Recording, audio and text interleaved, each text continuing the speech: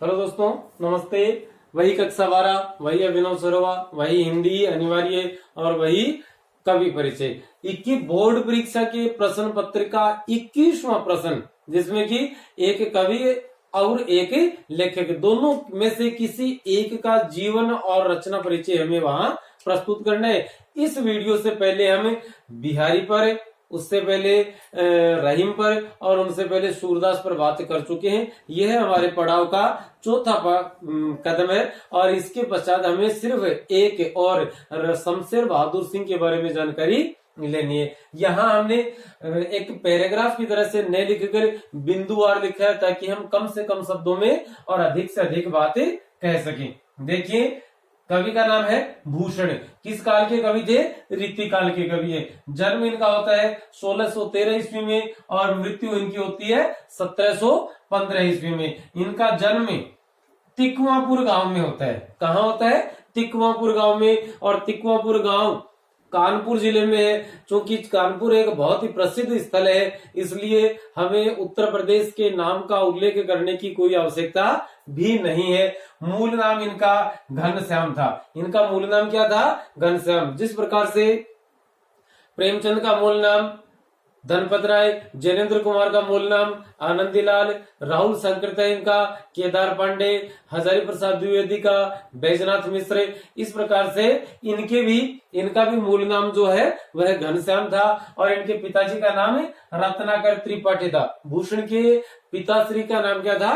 रत्नाकर त्रिपाठी। ये दो राजाओं के दरबार में रहे। दो राजाओं के द्वारा इनको आश्रय दिया गया, शरण दी गई थी। एक है मराठा शासक शिवाजी, मराठा शासक छत्रपति शिवाजी, और दूसरे हैं छत्रसाल।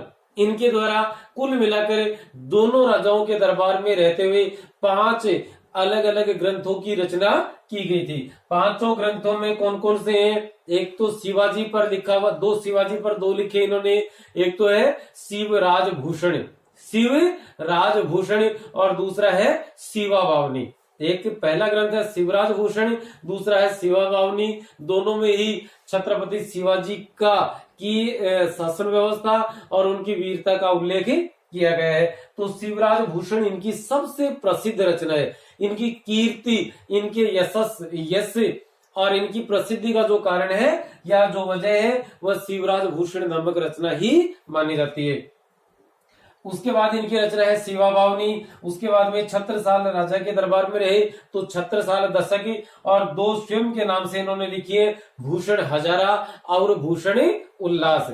भूषण हजारा और भूषण उल्लास के नाम से 2 रचनाएं इनकी और मिलती हैं। कुल मिलाकर इनकी 5 रचनाओं के नाम आप यहाँ देख सकते हैं। यदि बोर्ड के परीक्षा में आप इन 5 में से कोई 4 भी लिख देते हैं तो आपका उत्तर बहुत ही शानदार श्रेणी में माना जा सकता है। अब इनकी रचनाओं में कौन कौन सी विशेषताएं शामिल है अथवा समाहित है, देखिएगा क्या क्या है कि रचनागत विशेषताएं। पहली विशेषता इनके काव्य में राष्ट्रीयता की भावना के उद्गार देखने को मिलते हैं। राष्ट्रीयता की भावना, देश प्रेम की, राष्ट्रीयता का अर्थ आप इस प्रकार से भी यहाँ लिख सकते हैं। राष्ट्रीयता नहीं लिखे आप देश प्रेम शब्द का उल्लेख करते हुए तो भी कोई दिक्कतें नहीं पेश आनी है।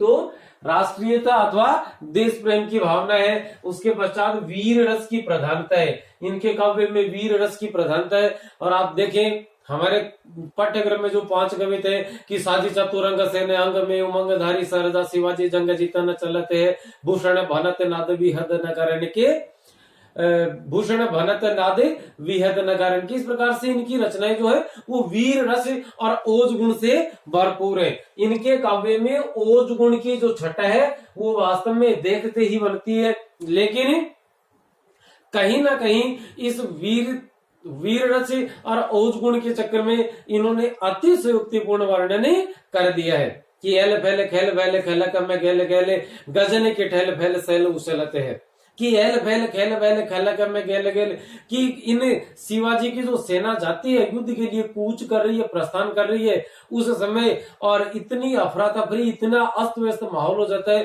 कि खलक की गल ये दुनिया की गली गली में और वहां अस्त व्यस्त अराजकता मच जाती है या अफरा तफरी मच जाती है, ऐसा नहीं हो सकता, लेकिन कवि ने वर्णन किया है तो पढ़ेंगे हम। तो एल फैल खैल बैल खलक में गैल गैल, है ना।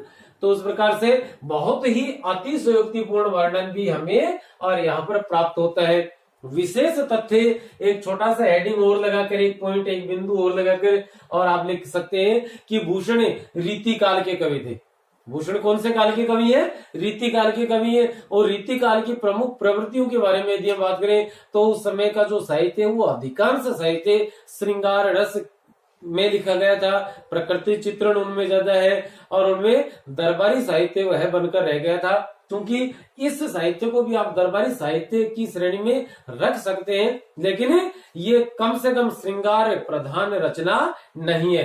क्या कह रहे हैं कवि कि भूषण रीतिकाल के कवि थे है, क्योंकि उस काल में श्रृंगार परक रचनाओं का लेखन चरम पर था, किंतु भूषण ने धारा के विपरीत, धारा का अर्थ है जो लेखन धारा थी, जो लेखन धारा क्या थी? श्रृंगार रस वाले लेखन धारा के विपरीत जाकर वीर रस से आबद्ध रचनाएं लिखी। कौन से रस से? वीर रस से आबद्ध रचनाएं लिखी। और इसी वीर रस प्रधान काव्य लेखन के लिए आप हर देश काल में स्मरणीय रहेंगे, स्मरण किए जाते रहेंगे। हर देश काल, देश का मतलब यहाँ पर किसी भी क्षेत्र से, और काल का अर्थ है समय से। आप हर क्षेत्र में और हर समय आपको स्मरण किया जाता रहेगा। जब जब बात चलेंगी देश प्रेम की, राष्ट्रीयता की, जब बात चलेंगी वीर रस की, जब बात चलेंगी ओज गुण की, अथवा बात चलेंगी अतिशयोक्तिपूर्ण वर्णन की, तो आपका नाम वहां स्मरण किया जाएगा। किसका नाम है? भूषण का नाम। तो चलिए दोस्तों, भूषण के कवि परिचय में इतना ही। और आप यदि 21वें प्रश्न के जो शब्द सीमा है 60 शब्द है, उस शब्दों में इन्हें बांधना चाहिए तो आराम से बांध सकते हैं, और आपका उत्तर बहुत ही सटीक और समुचित वहां माना जाएगा। चलिए दोस्तों, इसी के साथ इजाजत दीजिए। नमस्ते, शुक्रिया, धन्यवाद।